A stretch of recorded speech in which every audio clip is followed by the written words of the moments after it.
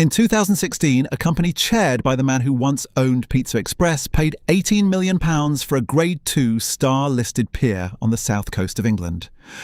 10 years earlier, that price would have looked like a bargain. 100 years earlier, it would have looked absurd. The pier had cost a fraction of that to build in the first place. By January of 2026, the arithmetic had inverted. Footfall had fallen, revenue had fallen with it, down to £14.9 million, and the company that owned Brighton's Palace Pier wrote its value down to £13.7 million and put it up for sale.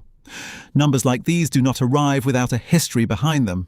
Brighton was not born a resort. It was not born fashionable or wealthy or watched by the entire country. It became those things, deliberately, through a chain of decisions made by men who had no idea what they were setting in motion. And then, decision by decision, it became something else. What follows is the story of how a fishing village turned itself into the most sought-after address in Britain, and how 2.5 centuries later, its most famous landmark ended up with nobody willing to keep it. Chapter 1. The Cure at the Edge of the Channel. Before 1750, Brighthelmstone is not a place that draws attention from anyone beyond the fishermen who work it. There is no harbour here of any real consequence, only a beach landing where boats are hauled up onto shingle by hand. There is no industry beyond herring and mackerel, sold cheap and salted for the winter. There is no reason for anyone in London to know the village exists at all. What the village has is shingle and wind and the open channel stretching south toward France, and nothing behind that but more of the same. Nothing else. Then, in 1750, a physician named Richard Russell publishes a treatise. His subject is seawater, its ingestion, its application, its supposed power to resolve the swollen glands, the skin disorders, the chronic ailments that London's finest doctors have already failed to cure. Russell does not invent the idea that the sea heals. He systematizes it, dresses it in the language of medicine, and attaches it to one particular stretch of the Sussex coast, Brighthelmstone. This is not a folk remedy passed between fishwives. It is an actual clinical prescription written by a man with a medical degree, printed, bound, and circulated among physicians. Doctors trust doctors. They begin arriving within the decade. The gouty, the dropsical, the scrofulous, the merely fashionable who cannot afford to be left out of whatever London's doctors are currently recommending. They come to drink the water, a pint or more at a sitting, and to be dipped in it by hired attendants who hold them under and pull them back up. They rent rooms from fishermen's families who have never seen money like this before, and who have no particular reason to expect it will keep coming. The fishing village does not choose this future. The future simply arrives on schedule with the tide. For 3 decades, this continues at a manageable scale.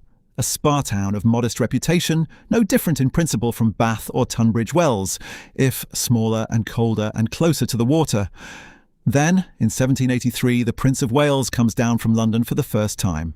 He is 20 years old, heir to a throne his father shows no sign of vacating, and he suffers already from the gout that will follow him for the rest of his life. Someone, a physician, an uncle, the fashion of the moment, persuades him that the Brighton air will do for him what it has apparently done for lesser men with lesser means. He arrives, he stays, and something in the visit satisfies him enough that he does not treat it as a single excursion. He returns the following year. He returns the year after that. By the middle of the decade, a visit to Brighton is simply what the Prince of Wales does, the way other men take the waters at Bath or shoot grouse in August in Scotland, except that where the Prince goes, unlike other men, all of London society is obligated to follow. The arithmetic of this is simple and total. A gouty prince with nothing but time and an allowance chooses a fishing village nobody in London could have located on a map 30 years earlier, and the village stops being what it was. Lodging houses multiply along the seafront, assembly rooms open. The old fishing quarter, the lanes, narrow and salt-worn, laid out for handcarts rather than carriages, finds itself pressed on all sides by new construction aimed entirely at people who have never gutted a fish in their lives. Russell's patients built the market. The Prince builds the town. By 1786, he has grown tired of renting. A rented farmhouse on the Stein, however fashionable its address, is not a residence befitting the future King of England, and he has already begun making inquiries about an architect. Chapter 2. A palace for a prince who has decided to stay. Henry Holland was a London-born architect who had already built his name remodelling Carlton House, the Prince's residence in the capital, adding a portico here, a screen of columns there, learning the particular vanity of his client one commission at a time. He arrived in Brighton in 1787 with instructions to turn a farmhouse lodging on the Stein into something the Prince could finally call his own. The brief called for restraint. Holland gives him a rotunda ringed with Ionic columns, a dome sheathed in slate, a villa that reads as a gentleman's marine retreat rather than a monument to appetite. The building is finished within the year and christened the Marine Pavilion. And for the better part of 3 decades, this is what Brighton understands royal ambition to look like. A dignified curve of stone behind a lawn, gulls wheeling over a dome no larger than good taste allows. Parliament pays the Prince's debts and prefers him modest. Holland has given the country a prince it can still recognise. The years that follow do not leave him modest. He entertains, he expands, he commissions additions to the house almost as soon as each is finished, and by the turn of the century, the rotunda that once seemed sufficient has begun to look like a waiting room for a larger idea not yet built. In 1811, the king's illness removes him from public life and his son governs England as Prince Regent, a title he now carries into every room he enters, including the one on the Stein that Holland built for a lesser man. The Marine Pavilion, dignified and small, no longer fits the office wearing it. In 1815, the Prince Regent turns to a different architect entirely and asks for a different building entirely. John Nash was a Welsh-born builder who had spent the preceding decade reshaping London itself, cutting Regent Street through the city's clutter and bending whole terraces into crescents on the strength of royal favour alone. A man practised at turning a patron's whim into something that would still be standing in 100 years. He arrives in Brighton carrying instructions that owe nothing to Holland's restraint. Nash does not propose to remodel the Marine Pavilion. He proposes to erase it and in its place raise a fantasy of onion domes and slender minarets, a skyline borrowed from the courts of India and set down without apology on an English shingle beach facing the Channel. Work begins that year and continues for 7 more. Domes rising over scaffolding, plasterwork chasing itself down corridors that mimic no English house before them, until the building stands finished in 1822. No fishing town has domes like these rising above its harbour. No fishing town has minarets catching the light where herring boats once dried their nets. No fishing town has a Prince Regent who has decided that its skyline should answer to Lucknow rather than London, and pays for the answer without asking whether anyone else agrees. Brighton, 20 years earlier a resort recommended by a physician for its water, is now a place where the heir to the English throne has built himself an eastern palace on a western beach, and the country notices. Visitors arrive to see the domes before they arrive to see the sea. Engravings of the pavilion circulate through London drawing rooms that have never set foot on the Sussex coast. A fishing beach has produced a building that no one in England has seen before, and the message reaches further than the pavilion's shadow ever could. Brighton has arrived, and arrived somewhere that Bath and Weymouth never will. The Prince's Palace announces the town. It does not yet build the town around it. Within a year of the pavilion's completion, other men begin looking at the fields and cliffs beyond the Stein. Men with no royal warrant and no interest in domes, calculating what a town this fashionable might be worth to someone willing to lay out streets. Sheep still graze there. Chapter 3. The Speculator's Cliff. Thomas Reid Kemp was a Member of Parliament who had spent 2 decades watching the Crown remake a fishing town into a royal address, and who understood, before most of his neighbours did, that the transformation could be sold rather than merely admired. He held land on the cliffs east of the old village, ground that had done nothing for generations but hold sheep and take wind off the Channel. In 1823 he begins turning that ground into an estate bearing his own name, a private counterpart to the pavilion's public spectacle. Where the Prince had built a fantasy for himself, Kemp intends to build a product for others.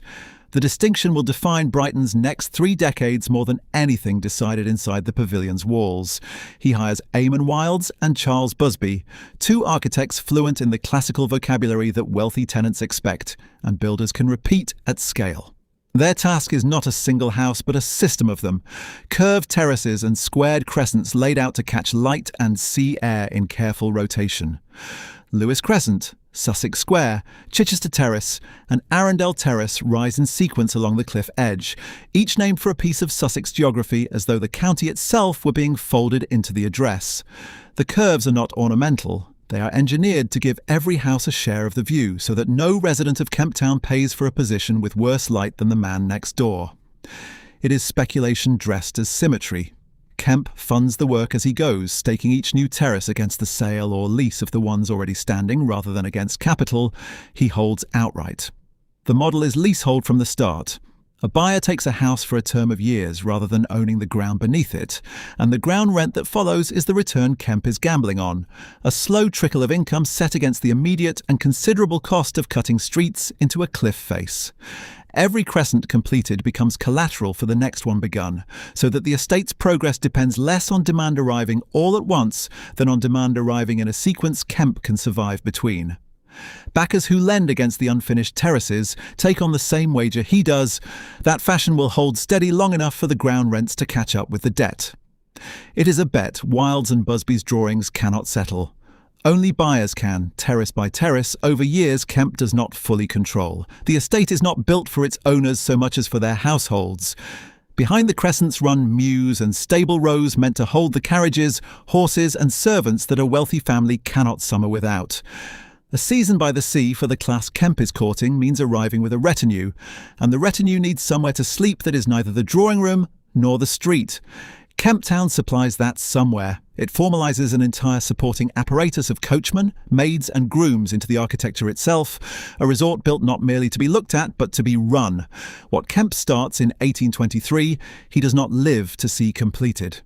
The estate creeps forward terrace by terrace, financed and refinanced as money allows, its crescents filling in over a span that outlasts fashions, funding, and eventually Kemp's own involvement in the project bearing his name.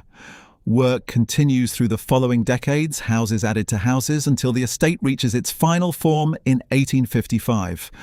32 years separate the first cut into the cliff turf from the last stone terrace. A gap wide enough to hold an entire generation's idea of what a seaside address should look like. The town that finishes Kemp Town is not quite the town that began it. Beyond the finished crescents, the cliffs still fall away to a channel that the estate's residents cross by carriage, by coastal packet, by whatever conveyance a given decade allows a wealthy household to move at the speed of horses. That speed has held steady since the pavilion's first summer. It will not hold much longer. Somewhere in the calculations of engineers and investors who have never set foot on Lewis Crescent, a faster way to reach this cliff is already being drawn on paper. It will not care about crescents or carriage houses, not at all. Not at Chapter 4. The pier that answers the railway. The drawing on paper becomes track and gravel in 1841.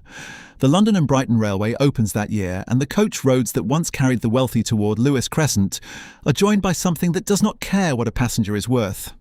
A journey that had belonged to those with private carriages and time to spare now takes under 2 hours from the capital. The distance has not moved. The relationship between Brighton and London has moved instead, collapsed into a length of track that any clerk with a day's wages can afford to cross. Richard Russell's cold water cure and the Regent's Pavilion were built for a town that filtered its visitors by class. The railway does not filter anything. The population was 46,661 in 1841. By 1871, it is 90,011. 30 years close the gap between a resort and a town, and the railway is the instrument that does it. The crescents keep their stucco and their sea views, but they are no longer the whole story of Brighton.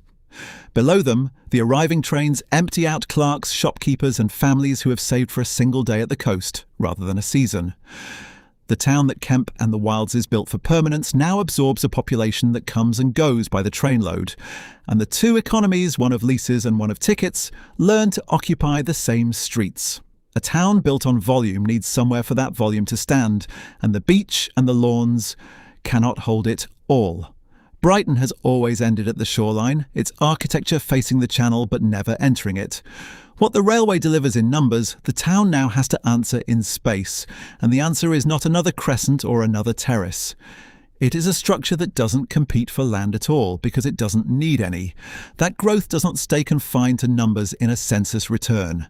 Streets multiply behind the seafront to house it, terraces built more quickly and more plainly than anything Wildes or Busby drew for Kemp Town, laid out for rent rather than for a season's lease. Shopkeepers follow the clerks and families who now arrive by the trainload, opening premises that sell provisions and cheap lodging rather than the assembly room entertainments the princes Brighton once specialised in. Building trades expand to keep pace, bricklayers and carpenters kept in steady work by a town that no longer waits for a single grand commission but absorbs construction continuously, street by street, as the population climbs past 60,000 and then 70. The old distinction between resort and residence begins to blur. A town built to receive visitors for a season now has to house tens of thousands of people who live there year-round, and the housing stock it raises to do so looks nothing like the crescents on the cliff. Eugenius Birch was an engineer who had already given the English coastline its taste for iron, reaching out over open water, structures built to carry a crowd where no ground existed to carry them. He arrives in Brighton with that reputation behind him and a stretch of empty channel in front of him, and he treats the sea the way Kemp once treated a hillside of farmland, as a surface waiting to be organised. In 1866, Birch opens the West Pier. It runs 1,115 feet into the channel, a corridor of cast iron and timber decking that turns the act of walking out to sea into an ordinary afternoon activity. There is no cliff to climb, no crescent to lease, no season ticket to a bathing machine. There is only the length of the structure itself, carrying whoever crosses it further from the shore than the town's founders ever built for. It is engineering doing the work that architecture did for the previous generation, and it does it in iron rather than stone, over water rather than on it. It will be, in time, the first pier in England to receive Grade 1 listed status. For now, it is simply the newest thing the town has to offer, standing alongside the railway as the second structure to redraw what Brighton can hold. Population figures already point past 90,000, and they keep climbing. Birch built his pier for a crowd of one size. Brighton is already outgrowing it. Chapter 5. The pier at its peak. Picture the West Pier on a summer afternoon in 1919. Eugenius Birch's cast-iron colonnades run 1,115 feet out over open water, and at the far end the concert hall holds an audience that arrive by train and will leave after dark, silhouetted against a horizon Sussex fishermen once worked for a living. Nearly 2 million paying visitors pass through the turnstiles this year alone. Deck chairs stand 3 rows deep on the planking. A brass band competes with gulls and tide. Salt, tar and frying oil hang over the promenade in equal measure. A stretch of shingle that had been a working beach a century and a half earlier is now sold back to the public by the hour. The Pier Birch opened 53 years before, no longer a novelty, but infrastructure, load-bearing under the weight of a nation's leisure. The number is worth sitting with. 2 million tickets at one pier in one season in a town whose founding claim to fame was a Sussex doctor prescribing cold seawater to a handful of society patients a century and a half earlier. Richard Russell's Cure, the Marine Pavilion, Henry Holland raised for a prince, Nash's domes rising over the same streets a generation later, none of it was built to hold a crowd this size at once. Brighton in 1919 does not simply receive its visitors, it has learned to manufacture the conditions for receiving them, season after season, at a scale its own founders had no reason to plan for. Behind the colonnades, the machinery required to sustain that number runs without pause. Lodging houses that once let a few rooms to invalids taking the cure now answer to a different clientele entirely. Day trippers who arrive by the trainload on the line that has carried them south since 1841 and disappear back up it by nightfall. Hundreds of thousands of them pass through in a season, fed, housed for a night or an afternoon, and moved on to make room for the next arrival. Streets that were fields when Thomas Red Kemp first staked out his terraces now carry the unglamorous weight of that traffic. The boarding houses, the eating rooms, the trade that grew up not because anyone designed it. The railway opened a gap, the town filled it. The trades multiplied to match the traffic.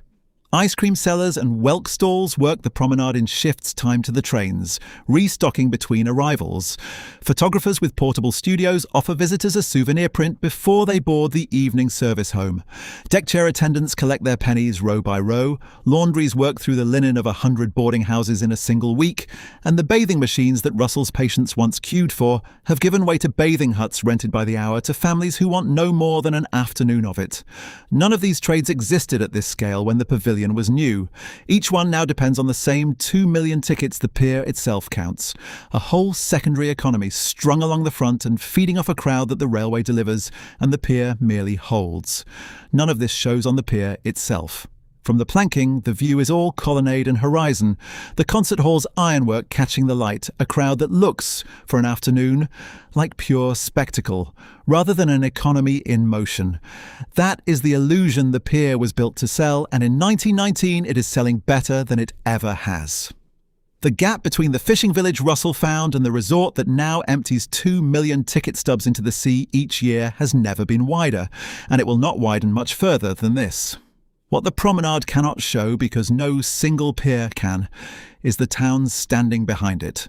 The terraces, the crescents, the squares that took 100 years and 3 different builders to finish, now sitting complete at the visitors' backs while they watch the water instead. That town, in full, has not yet been described. Chapter 6. The Second Meaning. By the middle of the 20th century, the town has finished the sentence it began under the Regent. Kemp Town stands complete along the eastern cliff, its curved facades faced in white stucco, rows of terraced houses running unbroken toward the sea. Brunswick Town stands complete to the west, the same white stucco, the same unbroken curve, built to answer Kemp Town across the whole run of the front. Between them and around them, hundreds of buildings now carry listed status, protected not as private houses but as a single architectural proposition about how a seaside town should look from the water. The terraces do not stop at a corner. The crescents do not break for a gap. The town, from the piers to the downs behind it, does not present itself in pieces any longer. It presents itself whole, a coastline rebuilt in a single style over a single century, finished and still standing. That completed town becomes shorthand. Across Britain, through the early decades of the 20th century, the word Brighton comes to mean a particular ritual. The trains from London Victoria, the platforms crowded on bank holiday weekends, carriages arriving packed and departing packed, the town absorbing tens of thousands of visitors in a single afternoon and returning them by evening. No other resort on the south coast carries quite the same weight in the national imagination.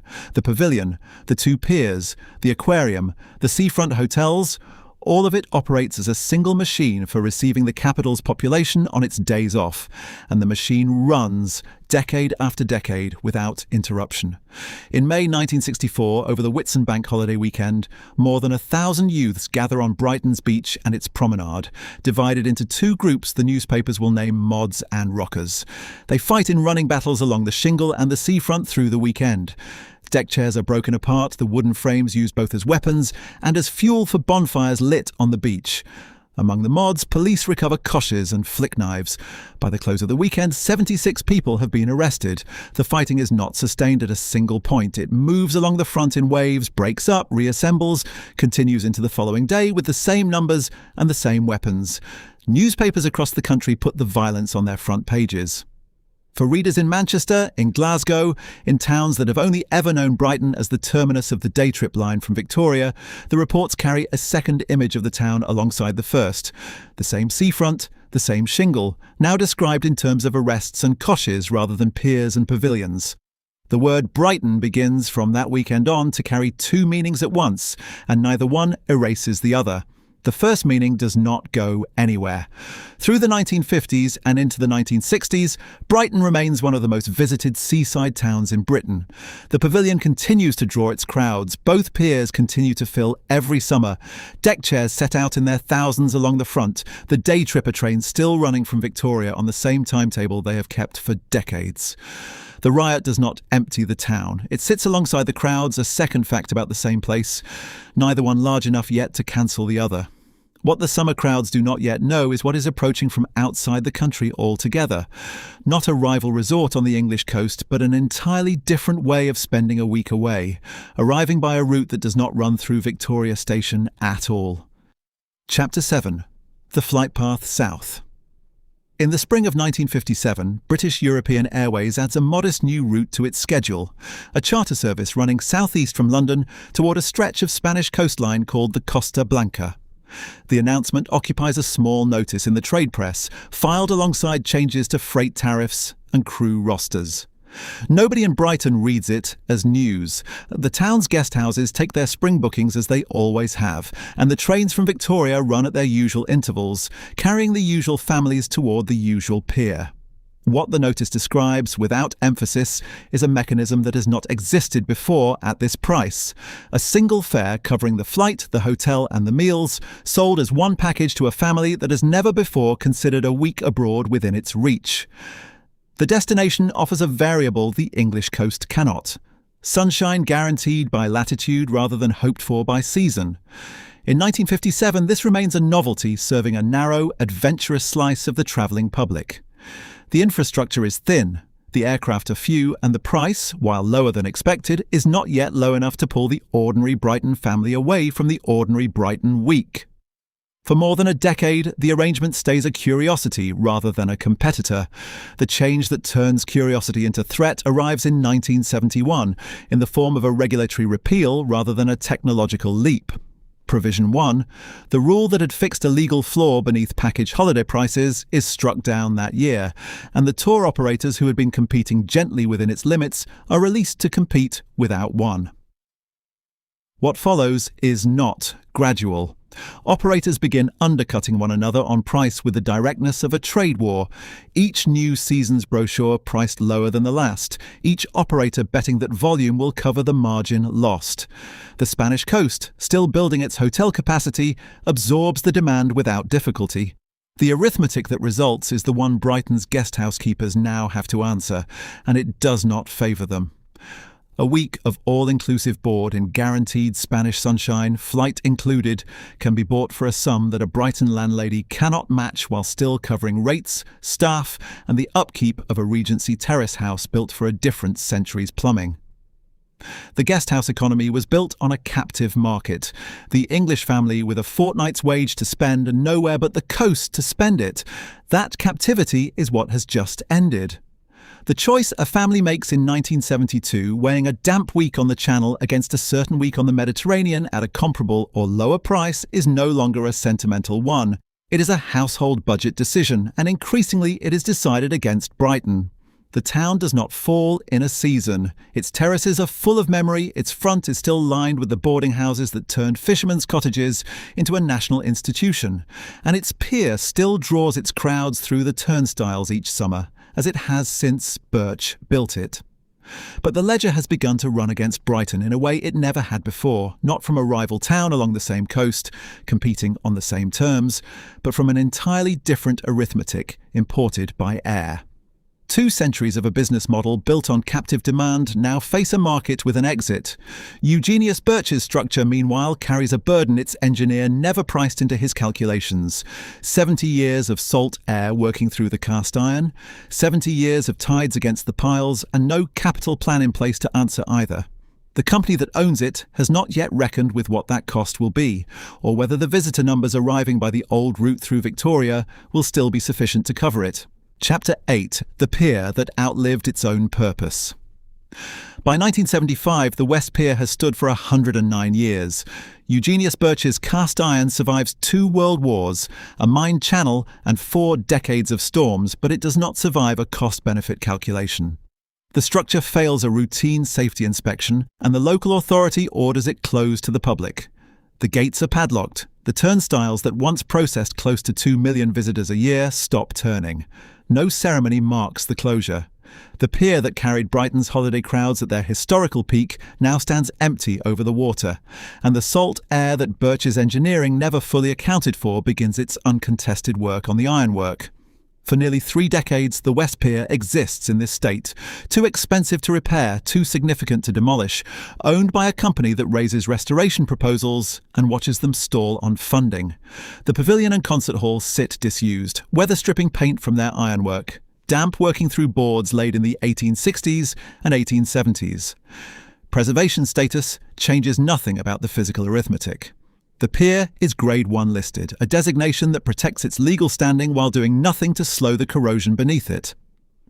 Brighton's seafront continues around it. The pier itself becomes a fixed, decaying silhouette against the water, visible from the promenade but closed to the public that once filled it.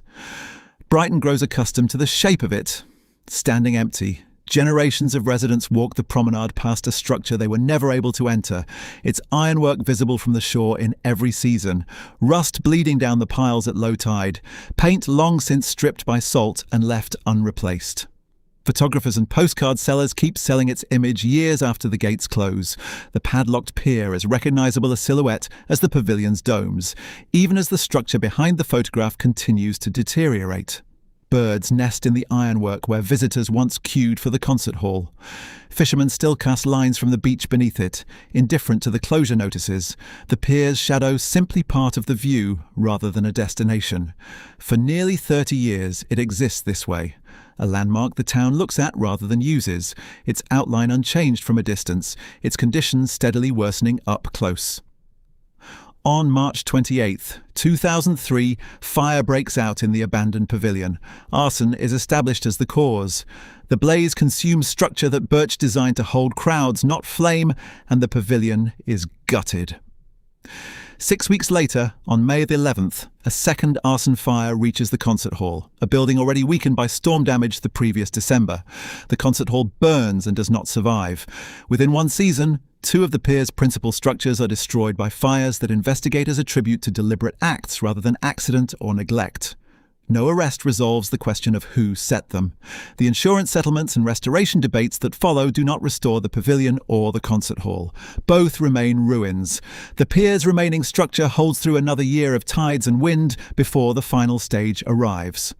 On June 23, 2004, a winter storm tears through the weakened ironwork and the pier's ruined middle section collapses into the sea. What had connected the shore to the pier's seaward end is now open water and twisted iron below the surface. English Heritage assesses what remains and declares it beyond repair. The formal verdict closes a process that began with a locked gate in 1975. Closure, then arson, then storm, each stage removing a further part of what Birch built until the structure that once processed 2 million annual visitors exists only as a skeletal remnant offshore, listed and photographed but no longer appear in any functional sense. Brighton's seafront absorbs the loss without pausing. The town's holiday economy, already reshaped by cheaper flights abroad and undercut guesthouse margins, is by the mid-1970s and beyond drawing on a different set of numbers than the ones that built the West Pier in the first place. Figures on how British households were choosing to spend their holiday money and where. Chapter 9. A different kind of season. In 1979, for the first time in recorded history, Britons spent more money on holidays taken abroad than on holidays taken at home. The arithmetic that raised Brighton's terraces, that filled its guest houses every August, that built a pier to give holidaymakers somewhere to walk after dinner, inverts completely. The package flight that once undercut a week in Brighton by a few pounds now simply wins outright. Households that would have booked a fortnight on the Sussex coast book Benidorm instead, or the Costa del Sol. And they do not come back. The seafront doesn't close. It contracts boarding house by boarding house, family by family, until what is left is a town built for an industry that no longer exists at the scale that built it. The guest houses that survived the 1970s do not survive as guest houses. Landlords who once let rooms by the week begin letting them by the year, to students, to young professionals, to anyone who will pay rent in a currency more reliable than August bookings. The Regency terraces, designed for a leisure class that has long since stopped coming, are carved into bedsits and flats. Brighton does not choose to become something else. It becomes one because the old one has stopped paying its bills, and because the buildings once built do not have the option of disappearing along with the trade that justified them. What moves into that vacancy through the 1980s and into the 1990s is not another seaside industry. It is nightlife, and it arrives with its own economics. The university population, already established on the edge of town since the early 1960s, expands into the terraces the holidaymakers have abandoned, filling bedsits with a demand that does not depend on weather or exchange rates. Clubs and late bars open in buildings that once served cream teas. The pace of the town shifts from a daytime rhythm, built around beach hours and mealtimes, to a nighttime one, built around last trains and last orders. Brighton, which spent a century selling daylight, starts selling something else. Alongside the students comes a gay community that grows through these same 2 decades into one of the most visible in Britain outside London. It does not arrive by accident. Cheap rents, a transient population, and a town already accustomed to reinventing its own image make Brighton hospitable in a way that older, more settled English towns are not. bars, clubs and shops organised themselves around Kemp Town and the lanes near the seafront, and by the 1990s, the annual Pride event draws crowds that rival anything the old holiday trade produced at its peak. The town's economy, which had been built on families and fortnights, is now built on nights out, degree terms, and a community that has made Brighton its capital. None of this is decline dressed up as change. The rents rise, the bars open on nights that would once have been dead midweek in the off-season. The university brings a population that spends money in the town 12 months a year, not 6 weeks of it, and the LGBT scene brings visitors from across the country who spend on hotels, food and drink in numbers the old guesthouse trade never matched. By most measures that a town can be measured by, Brighton in the 1990s is doing something the resorts up and down the English coast are not. It has found a second economy to replace the first one, and the second one works. But the same streets that fill with students and clubgoers through these years are also, in this same period, becoming host to something else. It does not announce itself the way the nightlife does, with lit signage and door queues. It moves into the same terraces, the same lanes, the same seafront buildings the town has just finished reinventing. The count comes later. It will be exact. Chapter 10. The numbers that do not make the brochure. By the reporting period that closes out 2025, Brighton and Hove carries a designation none of the tourist literature mentions: drug death capital of southeast England. 24 drug misuse deaths are recorded in the borough in the most recent year for which figures exist, the highest rate anywhere outside London. The number sits inside the same postcodes that host the clubs, the vintage shops, the seafront bars built for the crowds Chapter 9 described. The geography has not changed. What moves through it has. Between July 2023 and June 2024, more than 160 people are treated at the Accident and Emergency Department of the Royal Sussex County Hospital for drug-related overdoses. The hospital sits less than a mile from the lanes, less than 2 from the pier that still charges admission to its arcade. No press release accompanies these totals. They arrive as line items in public health reports, filed alongside cancer screening rates and flu vaccination uptake, one column among many. The town's infrastructure carries its own ledger. As of May 2026, Southern Water has discharged raw sewage into the sea off Brighton for 148 hours. Spread across 7 separate outflow points within a single reporting year. The discharges coincide with a swimming season the town has marketed for over a century, on a coastline that built its original Victorian economy on the promise of clean water and sea air. In the same period, Southern Water raises customer water bills by 46.7%. The company that releases untreated waste into Brighton's water charges the households of Brighton more for the water that comes out of their taps. Both figures are published. Neither is disputed. Against this backdrop, on January 2nd, 2026, the Palace Pier goes up for sale. It is the pier that outlasted its neighbour, the one that watched the West Pier close in 1975, burn in 2003, collapse into the sea in 2004, and kept operating through all of it.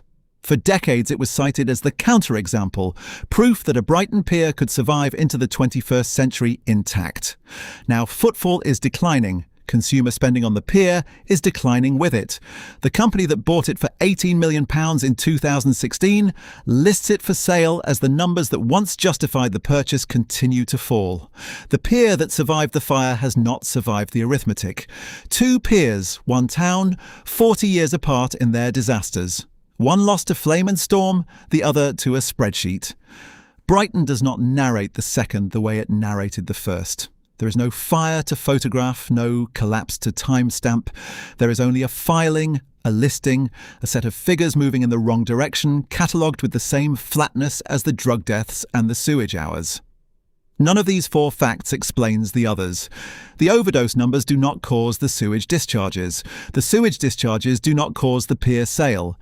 They sit side by side in the same civic record. The way a leaseholder's death, a hospital's admissions log, and a utility company's discharge report might sit in the same filing cabinet without ever touching.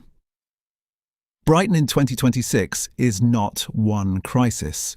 It is 4 unconnected columns of a ledger that happen to share a postcode. What the ledger doesn't yet show: What remains to be counted is who still lives inside it, and at what cost, and what stands over all of it. 2 piers, one gone, one for sale, and behind both of them a domed palace built for a prince regent who never once considered what the town would look like 200 years on. Chapter 11. What the Shingle Holds.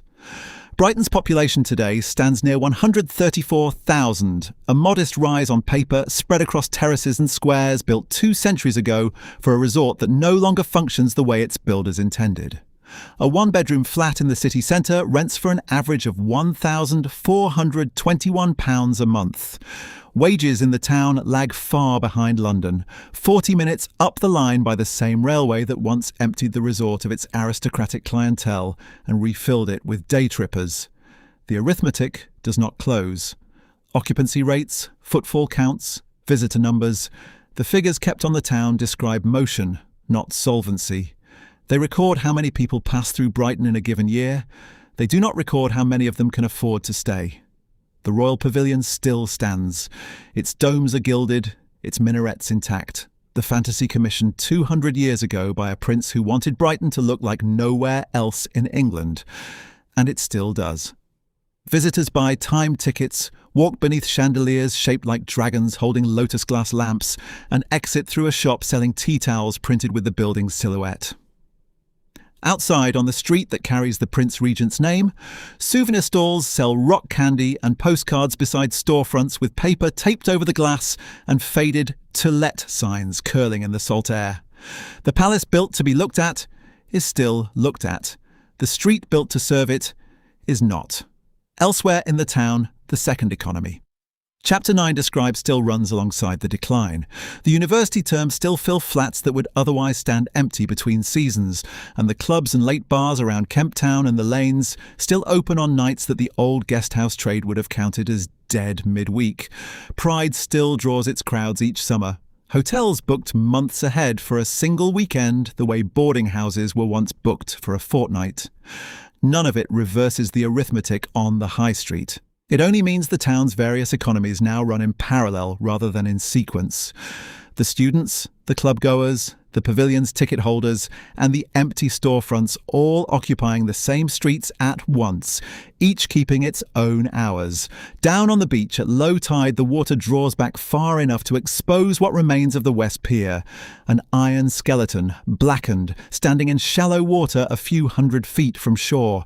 It is listed, it is protected. No one may remove it, and no one may rebuild it.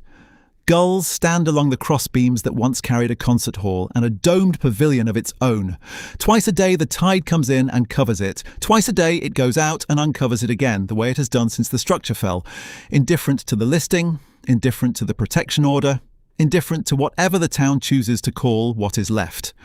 The shingle beneath it is the same shingle Richard Russell prescribed in 1750, when he told his patients that cold water and coarse stone could cure what physicians in London could not.